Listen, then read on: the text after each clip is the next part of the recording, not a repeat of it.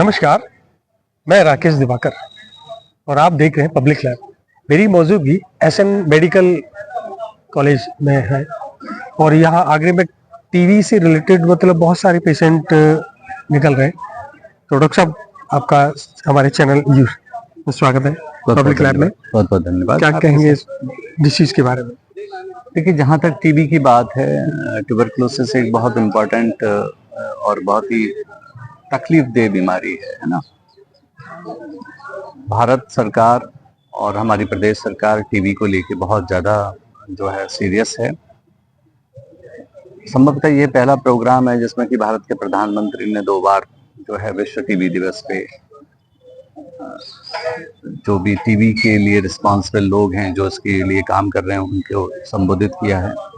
Even Bharat की महामहिम राष्ट्रपति जी ने जो है ना टीबी प्रधानमंत्री टीबी मुक्त भारत उनका जो है लॉन्च किया। टीबी की समस्या भारत में ज़्यादा है। अगर हम विश्व में जितने भी टीबी के मरीज हैं, उन जो नए टीबी के मरीज बोलते हैं, जैसे हम टीबी का इंसिडेंस बोलते हैं, उनको अगर हम देखें तो भारत 26% उसमें भागीदारी है। मतलब सबसे ज्यादा जो टीबी के मरीज हैं, लगभग चौथाई मरीज मान के लिए कि विश्व के जितने भी हैं वो भारत से निकलते हैं। टीबी प्राय फेफड़े को प्रभावित करती है करीब करीब 80% मामलों में। बाकी 10 मामलों में शरीर के अन्य अंग जैसे कि आपके फेफड़े की झिल्ली हो गई, ग्लैंड्स हो गई, सर्वाइकल ग्लैंड्स हो गई, जनन अंग हो गए, पेट हो गया, बोन्स हो गई, स्पाइनल कॉर्ड्स हो गई, दिमाग को भी प्रभावित करती है। अच्छा, यस। और टीबी से पिछले कुछ वर्षों में, जो कि पहले कभी किसी समय में टीबी लाल बीमारी मानी जाती थी, ये देखा जाता था कि जितने भी टीबी के मरीज हैं, अगर वो इलाज ना मिले तो उनमें से 75% लोग मौत हो जाएगी। बिल्कुल करेक्ट। अभी ऐसा नहीं है। अभी टीबी से मौतों की संख्या में काफी हद तक कंट्रोल हुआ है। पिछले 10-15 सालों के डाटा को उठा के देखें तो हमने कभी जो भी टीबी की वजह से मौतें हो रही थी, उनमें से हम 75% उनमें कमी देखी है। हमने 18 से 20% की दर से इंसिडेंस भी हमने पिछले 10-15 से सालों में टीबी की वजह से कम देखा है। तो भारत में टीबी के लिए बहुत सारे काम हो रहे हैं। भारत में जो नेशनल टीबी एलिमिनेशन प्रोग्राम है, उसका उद्देश्य है कि हम 2025 तक भारत में टीबी को से टीबी मुक्त बनाएं। टीबी मुक्त होने का मतलब ये नहीं है कि कोई भी टीबी का मरीज नहीं मिलेगा, लेकिन जो टीबी की संख्या है, जो इस समय जो करीब करीब आप ये मान के चलिए कि 190 टीबी के मरीज 1 लाख की पॉपुलेशन में 1 साल में नए मरीज मरते हैं, उसको हमें घटा के 44 मरीज के लगभग 1 साल में किसी भी एक जगह पे 1 साल में 1 लाख की पॉपुलेशन में 44 से कम मरीज मिलेंगे, तो उसको हम ये मानेंगे कि हमने वो टीबी के लक्ष्यों को प्राप्त कर लिया है। इसी तरीके से मौतों की बात है कि मौत भी अगर हम 4 से कम करके ले जाएंगे 1 लाख की पॉपुलेशन पे, उसको हम टीबी से मौत मानेंगे, जो अभी करीब करीब 20-21 के आसपास में है। तो ओवरऑल टीबी से हमें काफ़ी वो है। टीबी की सारी दवाएं, टीबी की सारी जांचें भारत सरकार की तरफ से, प्रदेश सरकार की तरफ से और हमारे संस्थान में फ्री ऑफ कॉस्ट हैं। और हमारे यहाँ पे ड्रग रेजिस्टेंट ट्यूबरकुलोसिस के मैनेजमेंट की भी सुविधा उपलब्ध है, जहाँ पे कि हम हर तरीके के मरीज, चाहे वो रिफैम्सिन रेजिस्टेंस हो, H1O रेजिस्टेंस हो, या MDR हो, या प्री XDR हो, या XDR ट्यूबरकुलोसिस, उन सबको मैनेज कर रहे हैं।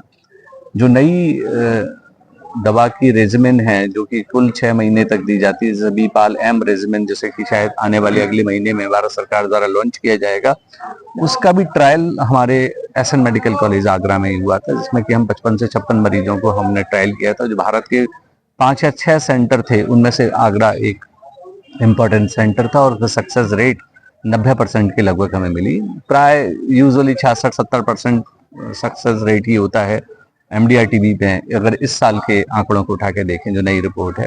बट उस रेजिमेंट से 90% मरीज सही हुए। तो अब भारत सरकार बहुत जल्दी से उसको शुरू करने वाली है, और हमारा जो सेंटर है वहाँ से भी इस दवा की उपलब्धता रहेगी।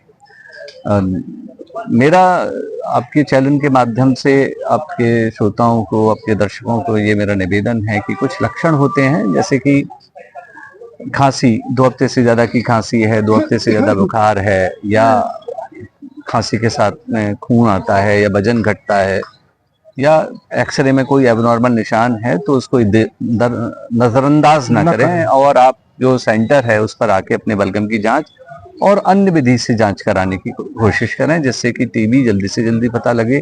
क्योंकि ये पाया गया है कि लगभग लगभग 30 से 40% ऐसे टीबी के मरीज होते हैं जिनमें लक्षण नहीं होते हैं, वो बिना इलाज के ही घूमते रहते हैं और एक दूसरे को टीबी फैलाते रहते हैं, जिससे कि हम समाज में टीबी के इन्फेक्शन को रोक सकें, उनका समुचित इलाज हो सके, मॉर्टेलिटी कम हो सके और हम अपने जो हमारे प्रधानमंत्री जी का सपना है कि हम 2025 तक टीबी के लक्ष्यों को प्राप्त कर सकें, उसको हम पूर्ण कर सकें। थैंक ठीक, यू। धन्यवाद। जैसे कि डॉक्टर साहब ने बताया कि टीबी एक अब ऐसी कोई बीमारी नहीं है, ज़्यादा बड़ी बीमारी नहीं, टीबी लाइलाज नहीं, अभी तो इजीली आसानी से कंट्रोल की जा सकती है टीबी। और मैं समझता हूँ अगर इन्हीं पहलुओं पर हर व्यक्ति ध्यान दे तो टीबी को आराम से कंट्रोल कर सकता है।